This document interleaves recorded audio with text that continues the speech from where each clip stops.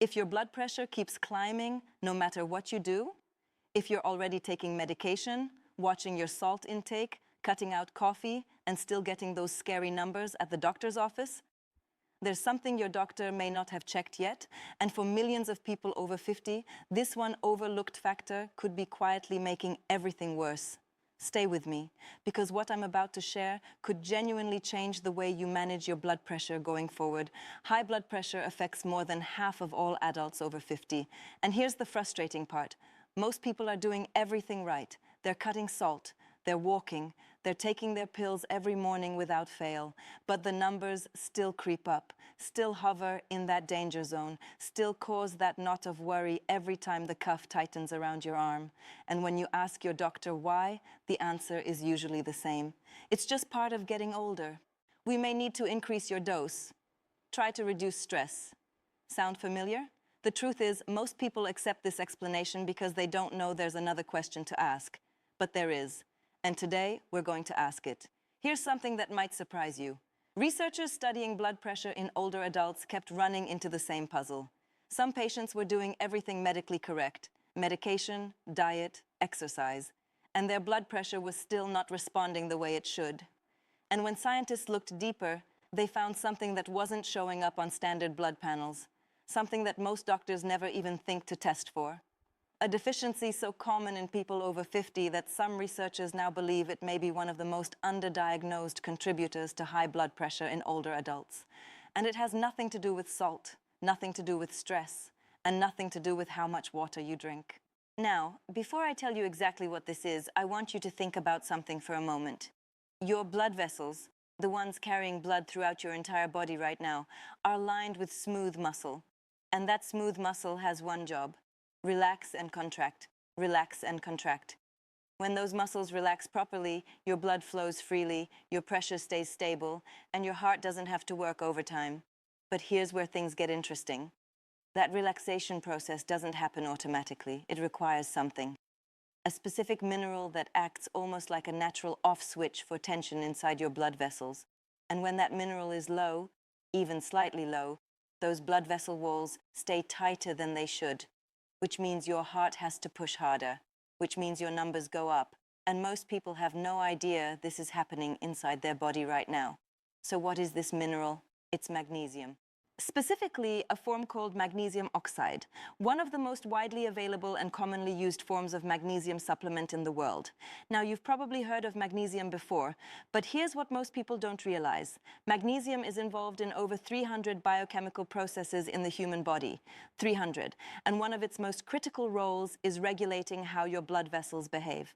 Magnesium works by blocking calcium from entering the smooth muscle cells that line your artery walls. Think about that for a second. Calcium causes muscles to contract and tighten. Magnesium blocks that process and tells those muscles to let go. In fact, magnesium works so similarly to a class of blood pressure medications called calcium channel blockers that some researchers refer to it as nature's calcium channel blocker. And when your magnesium levels drop, which happens naturally and progressively as you age, your blood vessels lose that natural calming signal. They stay tense. They stay narrow, and your blood pressure creeps up. Studies have shown that people with higher magnesium levels consistently have lower blood pressure than those who are deficient. And supplementing with magnesium has been shown in multiple clinical trials to produce measurable reductions in both systolic and diastolic blood pressure readings. This isn't alternative medicine. This is well-documented science. But here's the part that really surprises people. Most people who are low in magnesium have absolutely no idea. And here's why that matters so much. Standard blood tests measure magnesium levels in your blood serum, but only about 1% of your body's total magnesium is actually stored in your blood. The rest, 99%, is stored inside your cells and in your bones. So your blood test can come back completely normal while your cells are quietly running on empty, which means your doctor looks at your results and says everything looks fine. And you walk away thinking you're covered, but your blood vessels are still not getting the magnesium signal they need. And here's something even more important to understand about who is most at risk. Magnesium deficiency doesn't always announce itself loudly. In fact, the early signs are so easy to dismiss that most people chalk them up to aging and move on. But your body is sending signals. You just need to know what to look for. Muscle cramps, especially at night. If you're waking up with that sudden stabbing cramp in your calf at 2 a.m., your muscles may be screaming for magnesium. Those cramps happen because without enough magnesium, muscles can't fully release tension after contracting. Trouble sleeping. Magnesium activates the parasympathetic nervous system, the one responsible for rest and recovery. Low magnesium means your nervous system struggles to wind down at night. You may lie awake feeling tense or restless without knowing why. Anxiety and unexplained irritability. If you've been feeling edgier than usual, more anxious, more easily frustrated, low magnesium may be part of the reason. Magnesium helps regulate neurotransmitters that calm the nervous system. Without enough of it, your stress response can stay stuck in a heightened state. Fatigue that doesn't improve with rest. Magnesium plays a central role in energy production at the cellular level. When levels drop, even a full night's sleep may leave you feeling drained and flat. Irregular heartbeat or palpitations. The heart is a muscle too, and magnesium is critical for maintaining a steady, regular heartbeat. Many people who experience occasional palpitations, that fluttering or pounding sensation in the chest, are never told that low magnesium could be a contributing factor. Headaches and migraines. Research has consistently found lower magnesium levels in people who suffer from chronic headaches and migraines. Some neurologists now recommend magnesium supplementation as a first-line preventive strategy. Constipation and digestive sluggishness. Magnesium helps relax the muscles of the digestive tract. When levels drop, things slow down. This is actually why magnesium oxide in particular is sometimes used specifically as a laxative. It draws water into the intestines and promotes movement. If you're experiencing 2 or more of these symptoms alongside elevated blood pressure, your magnesium levels deserve serious attention. So why are so many people over 50 running low on magnesium? There are several reasons working against you simultaneously. Your kidneys become less efficient with age. As you get older, your kidneys lose some of their ability to conserve magnesium. Instead of holding onto it, they excrete more of it in urine. This happens gradually and silently, year after year. Your gut absorbs less over time. The intestinal cells responsible for absorbing magnesium become less efficient as you age. So even if you're eating a relatively good diet, you may be absorbing significantly less than you think. Common medications deplete magnesium. This one is critically important for anyone over 50 taking regular medications.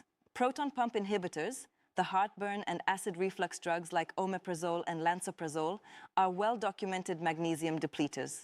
The FDA has actually issued a warning about this. Diuretics, the water pills commonly prescribed for high blood pressure itself, cause the kidneys to flush out magnesium along with excess fluid.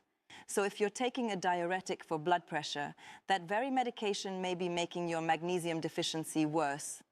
Certain antibiotics, corticosteroids, and even some diabetes medications have also been shown to lower magnesium levels. The modern diet is severely lacking.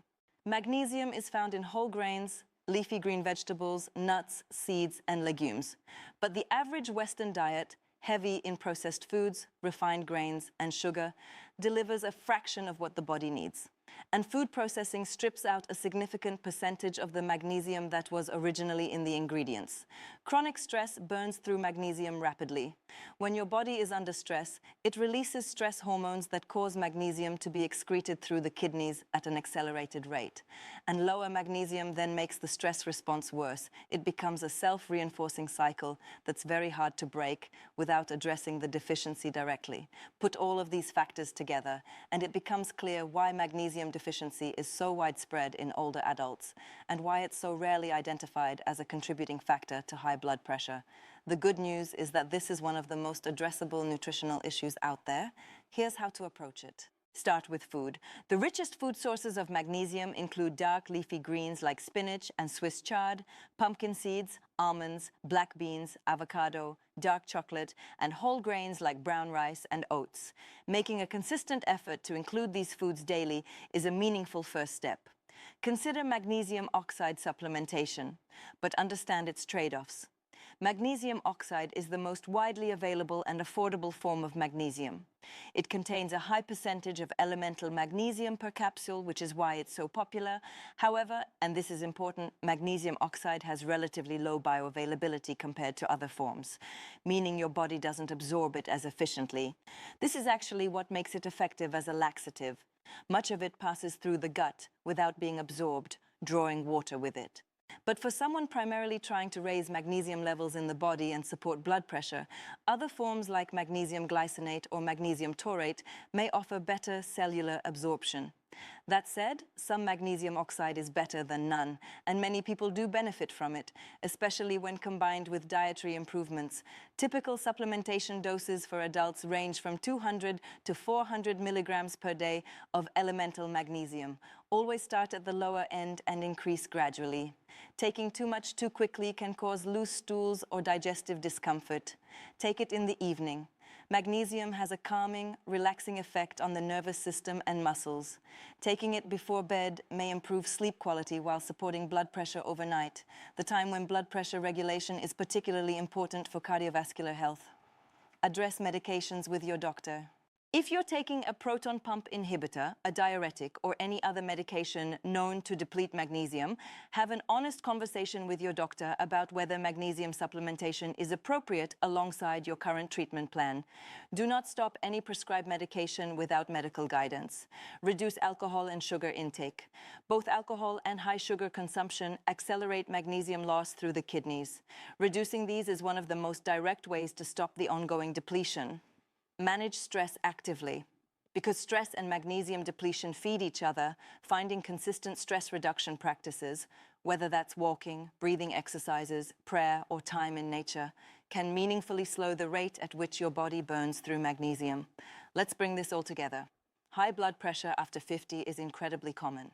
And while most people focus exclusively on salt, stress, and medication, there's a foundational mineral that rarely gets the attention it deserves.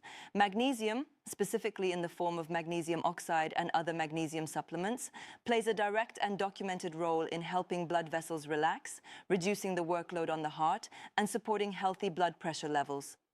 As we age, multiple forces work together to drain our magnesium stores. Our kidneys become less efficient. Our gut absorbs less. Our medications deplete what's left, and our diets rarely replace it.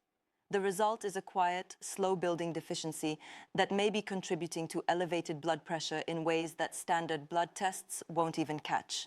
The solution isn't complicated. Better food choices, smart supplementation, an honest conversation with your doctor about your medications, and consistent, daily attention to something most people completely overlook. This is why understanding magnesium deficiency may be one of the most important steps you can take for your long-term cardiovascular health after 50. Now I want to hear from you. Are you currently dealing with high blood pressure? Are you taking any medications that might be depleting your magnesium without you realizing it? Drop a comment below and let me know. Your experience might help someone else watching this video right now. If this information was helpful to you, please give this video a thumbs up. It genuinely helps more people over 50 find content that could make a real difference in their health.